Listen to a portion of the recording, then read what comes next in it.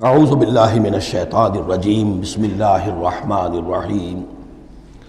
جہاں تک سورہ محمد صلی اللہ علیہ وسلم کا تعلق ہے، یہ بھی قرآن کی ان صورتوں میں سے ہے کہ جس کے دو نام ہے۔ اس کا نام سورہ قتال بھی ہے۔ زمانہ نزول جو ہے یہ غزوہ بدر سے متصلاً قبل نازل ہوئی ہے، یعنی سورہ بقرہ ہی کا ضمیمہ اس کو سمجھنا چاہیے۔ سورہ بقرہ ہے، اکثر وہ آیات جو نازل ہوئی ہیں ہجرت کے بعد سے لے کر اور غزوہ بدر تک، ایک تو ان کا بڑا مجموعہ ہے جو 40 رکوعوں پر مشتمل ہے، وہ تو سورہ بقرہ ہے، لیکن اس کو علیحدہ رکھا گیا ہے، اگرچہ ہے اسی سلسلے کے اندر، اور اس کے علیحدہ رکھنے کا میں بیان کروں گا کہ سبب کیا ہے۔ تو گویا کہ اس کو ایک طرح سے سمجھیے کہ زمانہ نزول کے اعتبار سے یہ سورہ بقرہ کا ضمیمہ ہے، غزوہ بدر سے قبل نازل ہوئی۔ اور اس کا پس منظر کیا ہے کہ جب یہ حضور نے صلی اللہ علیہ وسلم اپنا اقدام کا عمل شروع کیا ہے، یعنی ایک تو 12 برس تک مکے میں تو حکم یہ تھا کہ ہاتھ بندھے رکھو، ہاتھ رکے رکھو، نو ریٹیلیشن، ریونج کا کیا سوال، انتقام تو بہت دور کی بات ہے، no raising of hands even in self defence, اپنے بچانے کے لیے بھی ہاتھ نہیں اٹھانے۔ اگر خباب بن الارت سے کہا گیا کہ اتارے کپڑوں اتار دو، لیٹ جاؤ انگاروں کے اوپر لیٹ جاؤ،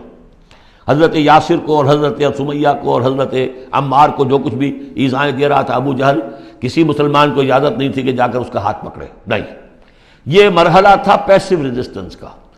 اب اقتتال کا دور شروع ہو گیا، لیکن یہ کہ جو منافقین تھے یا جن کے دلوں میں روگ تھا، جو اب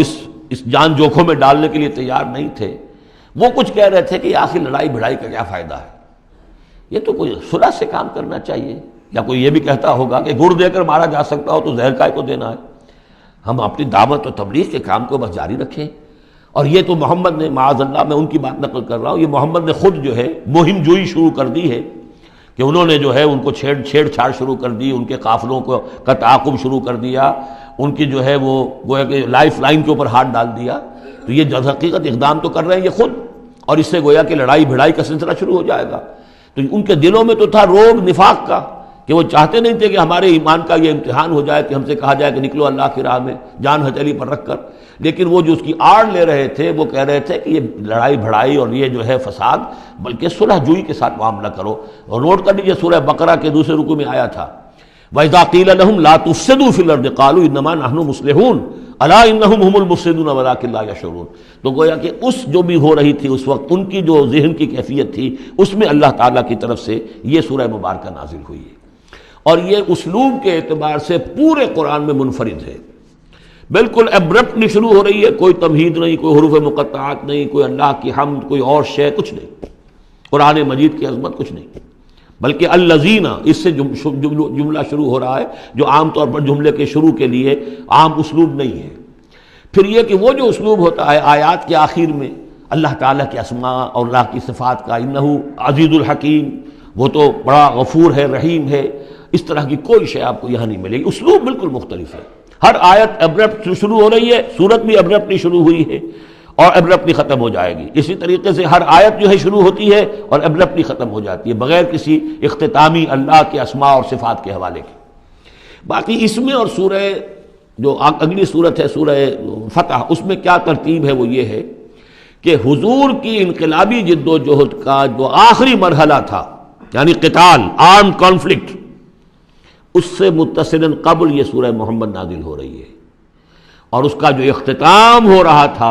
اور اللہ تعالیٰ کی طرف سے جو فتح آئی ہے اس کی تمہید ہے سورہ حدیبیہ، انا فتحنا لک فتحا مبینا۔ تو گویا کہ یہ دونوں اینڈ ہیں اس کے، جو آخری مرحلہ تھا انقلاب محمدی صلی اللہ علیہ وسلم کی جد و جہد کا،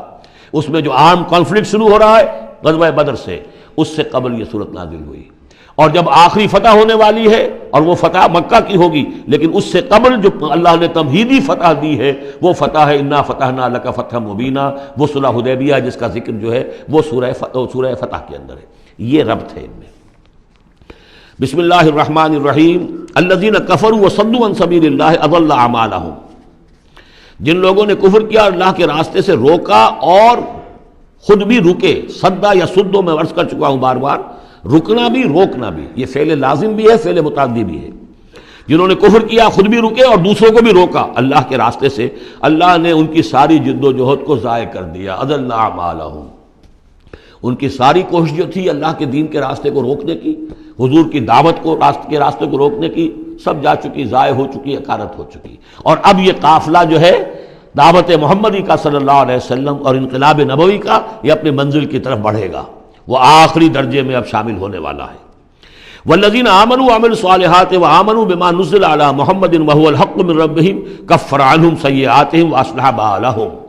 اور اس کے برعکس جو لوگ ایمان لائے، جنہوں نے نیک عمل کیے، اور جو ایمان لائے اس شے پر جو نازل کی گئی ہے محمد پر صلی اللہ علیہ وسلم، وهو الحق، اور وہ حق ہے، من ربهم، ان کے رب کی طرف سے،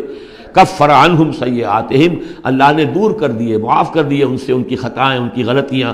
واصلح بالہم، اور ان کے حال کو، ان کی کیفیت کو سنوار دیا، بنا دیا، ان کی سیرتیں، ان کے کردار۔ اب دیکھ لو یہ جب صحابہ کی جماعت جو ہے، ان کی سیرتیں دیکھو، ان کی شخصیتیں دیکھو، اللہ تعالیٰ نے ان کو نکھار کر ان بھٹیوں میں سے گزار کر کے جو مکے میں تھیں، جن میں سے کہ آزمائشوں کی بھٹیوں میں سے نکل کر آئے ہیں، تو کندن ہو چکے ہیں، خالص زر خالص۔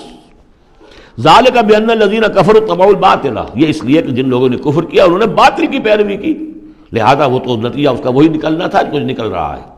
وَأَنَّ الَّذِينَ آمَنُوا اتَّبَعُوا الْحَقَّ مِن رَبِّهِمْ، اور جو لوگ ایمان لائے انہوں نے پیروی کی حق کی جو ان کے رب کی طرف سے آیا ہے۔ كَذَلِكَ يَضْرِبُ اللَّهُ لِلنَّاسِ أَمْثَالَهُمْ، اسی طرح اللہ تعالیٰ لوگوں کے لیے ان کی مثالیں بیان کرتا ہے۔